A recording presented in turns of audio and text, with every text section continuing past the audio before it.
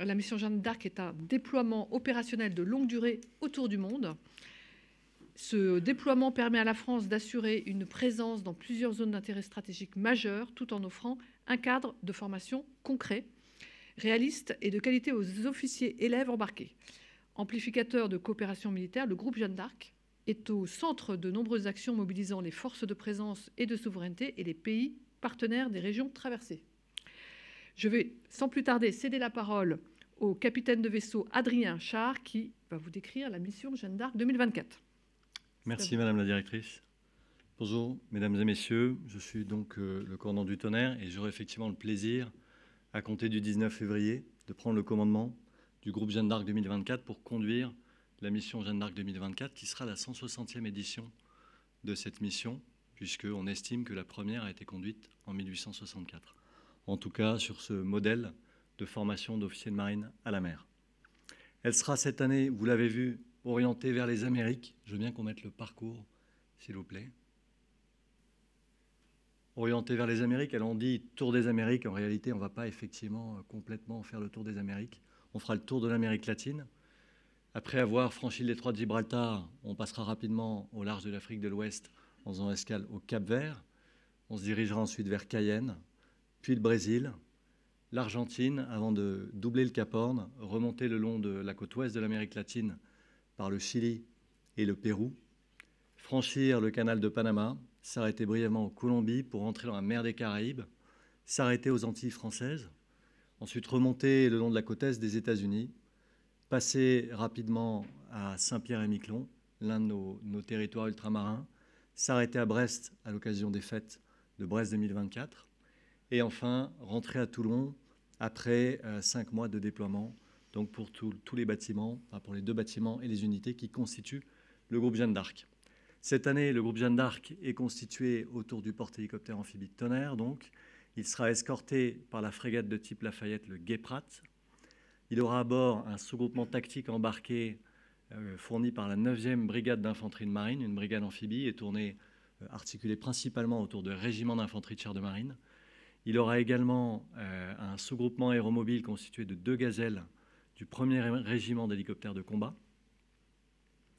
Il y aura également un détachement de la flottille amphibie qui part avec nous à chaque mission sur PHA avec 3 engins de débarquement, un dauphin de la flottille 34F et enfin, évidemment, l'école d'application des officiers de marine avec ses 163 officiers élèves et ses 30 cadres instructeurs. Voilà. L'ensemble constituera un groupe amphibie et accomplira cette mission qui a 3 volets. Un volet de formation, un volet d'opération et un volet de coopération. Sur le volet de formation, il s'agit pour nos officiers de marine du dernier semestre de formation, suivant de leur formation initiale, donc d'officiers, suivant qu'ils aient fait une scolarité de 3 ans à l'école navale ou une scolarité d'1 an en fonction de leur recrutement. Si à l'école navale, ils ont reçu tout un tas d'enseignements plutôt théoriques sur leur futur métier de chef, de marin et d'ingénieurs, à bord de l'école d'application, à bord du groupe Jeanne d'Arc, ils vont avoir une formation beaucoup plus concrète, une formation in situ, une formation professionnalisante, au sein de 2 équipages de bâtiments de combat qui, jusqu'au départ de la mission, faisaient autre chose, étaient déployés sur d'autres missions ou d'autres activités. Le Tonnerre, par exemple, lui, a été déployé au large de l'Espagne, puis en Méditerranée orientale.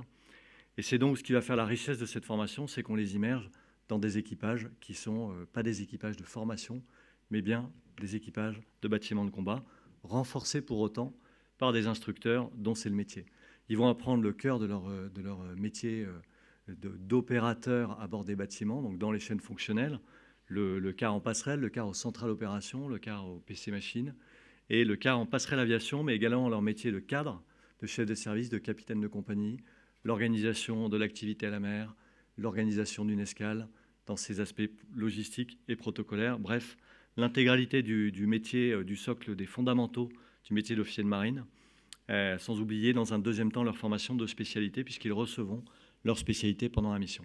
Un deuxième volet opération, avec premièrement la volonté d'affirmer la souveraineté de la France dans ces territoires ultramarins, zone économique exclusive comprise, puisqu'on va passer, donc je l'ai dit, en Guyane française, aux Antilles françaises, à Saint-Pierre-et-Miquelon.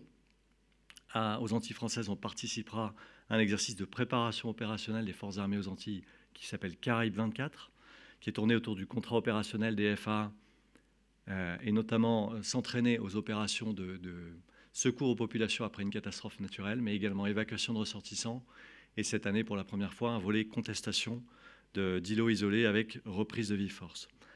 Deuxième objectif dans ce volet opération, c'est observer et analyser ce qui se passe dans ces zones du monde où peu de navires, peu de marines se rendent. C'est donc en déclinaison de la fonction connaissance-anticipation. C'est voir quelles marines étrangères s'y rendent, avec quels moyens. Est-ce que les marines de nos compétiteurs y sont? Quel est leur niveau opérationnel?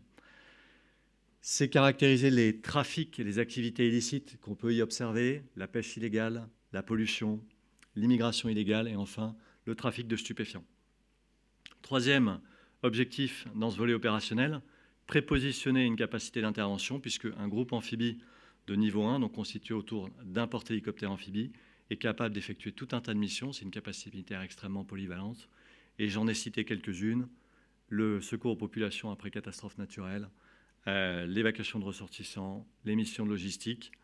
Et ça a été le cas de mission Jeanne d'Arc précédente, puisque la mission 2020 est intervenue après le passage du cyclone Idai au Mozambique. Et puis vous devez vous souvenir également de l'intervention du Tonnerre. Ce n'était pas dans le cadre de la mission Jeanne d'Arc, mais c'était aux Antilles après le passage du cyclone Irma. Voilà, ça souligne la capacité française à se projeter partout dans le monde, à projeter une capacité militaire majeure, puisque vous l'avez vu avec le parcours du bâtiment ravitailleur de force, on va déjà dans cette zone du monde régulièrement. Les frégates de surveillance qui sont basées de l'autre côté, dans le Pacifique, se rendent également sur la côte ouest. Donc c'est une zone où on va, mais on y va rarement avec un groupe amphibie. Ça démontre aussi la capacité de la marine à se projeter partout et être, donc ce qu'a rappelé Madame la directrice, une marine océanique. Et enfin, ça sert le troisième volet de cette mission, qui est le volet de coopération, s'entraîner avec les partenaires des zones traversées. Et donc, cette année, avec cette édition, nous allons pouvoir nous entraîner avec la marine du Cap-Vert, avec les forces armées du Brésil, de l'Argentine, du Chili, du Pérou, de la Colombie, peut-être également de l'Équateur lorsque nous passerons au large, et puis également avec les États-Unis, avec ces partenaires principaux que sont le Brésil et les États-Unis. Nous allons travailler notre interopérabilité amphibie. Ce sont des partenaires avec lesquels on renforce notre coopération, où on la maintient à un niveau très élevé s'agissant des États-Unis depuis un grand nombre d'années. On a l'ambition ensemble de mener des exercices de très bon niveau à l'occasion donc de nos passages dans ces zones et en mettant à profit la présence à bord de tout un tas de capacités interarmées que j'ai évoquées au début. Voilà. Voilà, messieurs, dames, ce qui sera la Jeanne d'Arc 2024.